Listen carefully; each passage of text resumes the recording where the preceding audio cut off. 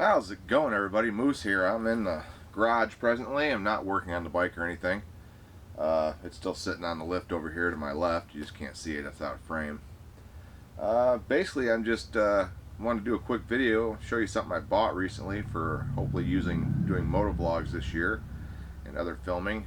It's a new camera system that's just recently been released to the buying public. I believe last month in January is when it first came out to be released. It's been talked about for a while. As many of you may know, I do have an Insta360 One X that I use for 360 video on some of my last trips. I think the one on the 355 or the 455.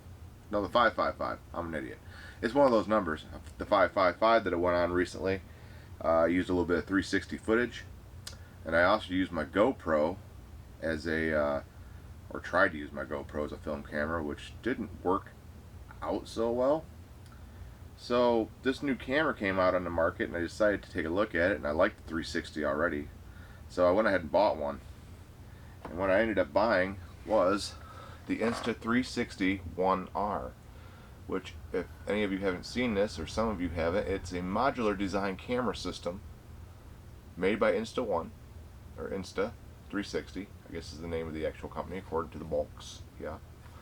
And it comes apart in pieces. And basically what you have is, inside the box, you have a system somewhat like this. Right there. There's a couple different cameras in there. There's a battery right here. That's a camera, the main memory part of the camera, and another camera lens.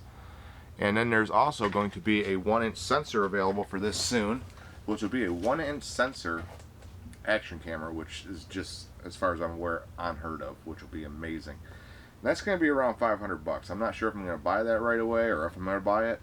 All depends how this goes. I have been using it a little bit over the last day or so, not a whole lot, but I've been pretty impressed with it. And what you have is like I said, this is the action camera part of it, kind of like the size of the GoPro Session, but you can't film with this by itself.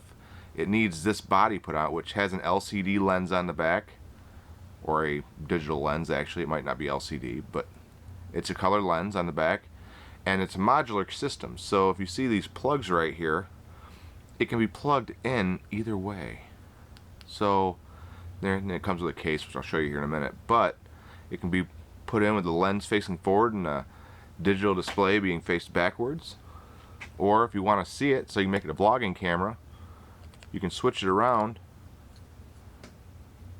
and now you got the camera lens and the digital lens on the back. And what you do is you take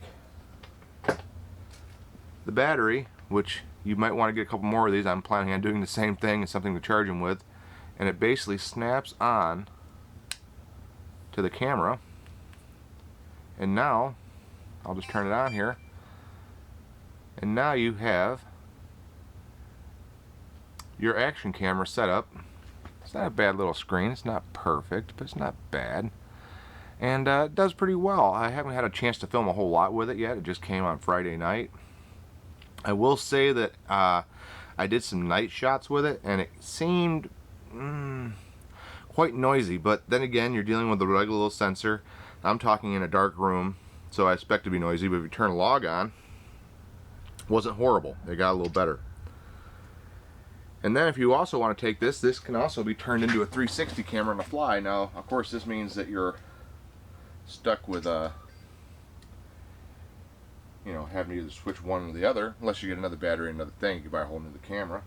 And this is called the Twin Edition, I believe. It comes with the 460, the 360 camera and the 4K, which this is the 4K lens right here. And that's, I want to say it was $479 altogether, so not too bad for two cameras, actually. Then you put the 360 camera on. You have to make sure you have the lens going the right way. And of course, it's a dual lens, so it doesn't matter at this point. But you want to make sure you got the hookups on the bottom for the battery to go into, like I showed you on the last part. Those have to line up. Whereas that one you can flip around any way you want, because it's made to take the battery on either side. This 360 is not. It's meant to take the screen on one side only. You plug that in, and then it comes with like a GoPro Hero case kind of thing. but the camera can fit in this either way, front or backwards, doesn't matter. You'll notice the little door opening here. That is so you can access the USB-C and the memory card from the side of the camera, and you can do that with the case on it. So if you want to put external power on this thing, which I believe I did see a video where they did that, you can do that. And we'll test that here in a minute, see if that works. But you just open up the case, there's a little lever on top. And depending on where you want to do it, what I do is I line up the door so I know I'm in the right way for the door. And then you just want to slide the camera in. And you know, any of us that had GoPros over the years, we're used to this system. And it's really similar to the GoPro.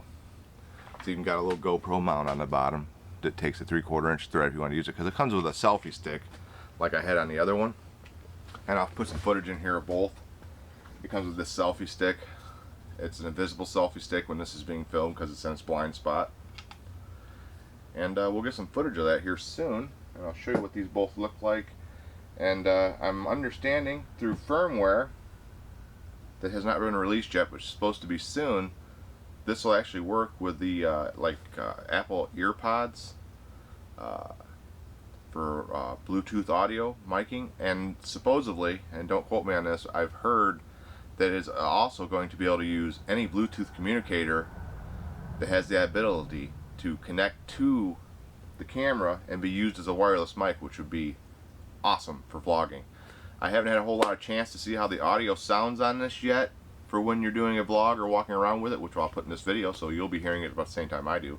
The downside right now is that you have to use their system to do the files before you can put it into your own video file format. You have to either use the Insta360 Studio, which is the desktop version, or you have to use their app. That's the only way you get the stabilization presently from the video, because it comes in like an INSA file, I believe. But my understanding is they're supposed to be working on something from other videos, and I'm sure you can find it on YouTube, to whereas they're going to make it possible for this to happen right to the memory card, so you don't have to do that anymore. You can take it right out and put it right in your system. One thing I did run into, which is a problem which I'm presently working on fixing, and I've been dealing with for the last year or so, my little laptop, my Surface Pro 4, is no longer fast enough to do what I need to do for some of these videos for what I wish to accomplish in speed wise. The 4K and a higher bit rate, 1080p and 60 frame rate, is very difficult for the computer to handle. And this is even worse because it's 5.7K 360 video, 4K video, and then I believe the 1-inch sensor comes out if I buy it, if I'm happy with this, will be a 5.7K 1-inch sensor. My computer's not going to handle that, so I'm presently looking to upgrade my computer system, which is painful because it's expensive, but I want to get the time back, and sometimes to get your time back, sometimes time for me is worth more than the money I have to spend to get it. So I'm going to spend the money to get my personal time back to make this format faster, to get the videos out to YouTube, to you all, and to me, for me to enjoy my hobby. So that's what we're going to do right now. We're going to start looking at PCs or Macs. Hard to say. We're looking at both. I've always been a PC guy, but I am leaning toward the Mac side of things because I hear they're really fast and great for video editing and photos, and I love photography. Many of you know, I like to take a lot of good pictures on my Olympus camera. So time will tell what we end up with, but for right now the Surface Pro 4 is not up to the challenge anymore. It took me 2-3 hours the other day to render like a 1-minute video off this on my desktop. Horrible. I mean, a lot of that's probably their Insta360 desktop studio software that's free. I'm sure it's not the best. For the app, they really recommend an iPhone 11, minimum iPhone 8. I personally have an iPhone 7. It's a work phone, which I'm very grateful for work for providing me with a phone. But I might have to be finally upgrading to my own phone system here soon if I want to keep up with the tech I want to be part of. And I'm also looking at that, so it's looking to be an expensive year. But all for the fun of the hobby and for the fun of interacting with you all out there on YouTube and anyone else I may come across. So now we're going to get into some of the video. I hope you enjoy it. It's just going to be some test video of the 4K footage on the camera, and I'm going to have some test footage of the 360 camera from Insta360 along with the selfie stick, and that'll be the remaining of the video here. And we'll see what we think about the onboard audio, because I don't have a mic hooked to it. I'm not using my iPhone for the audio like I usually do in the past of the other 360. I want to see how the audio works, and I want to see how the footage is. I know, like I said, at nighttime, wasn't overly impressed, but then again, I've never filmed with a GoPro at night in any room, dark room anywhere without any kind of light on, so I'm not really sure. I'd have to try that and see how that does. It probably have quite a bit of noise too, because when you're going down the road on a motorcycle at night, you at least have your headlights.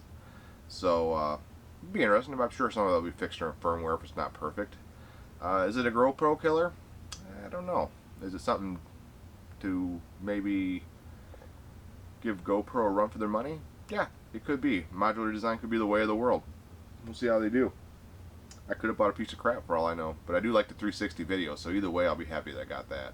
And I like the fact that with any luck the action camera will work with the 360 video, and it'll be part of the same camera system, so I don't have to carry multiple cameras around. I find myself usually using the 10C Pro on my helmet for most of my vlogs anyways, so you know, maybe I can put this along with it and make them a little better.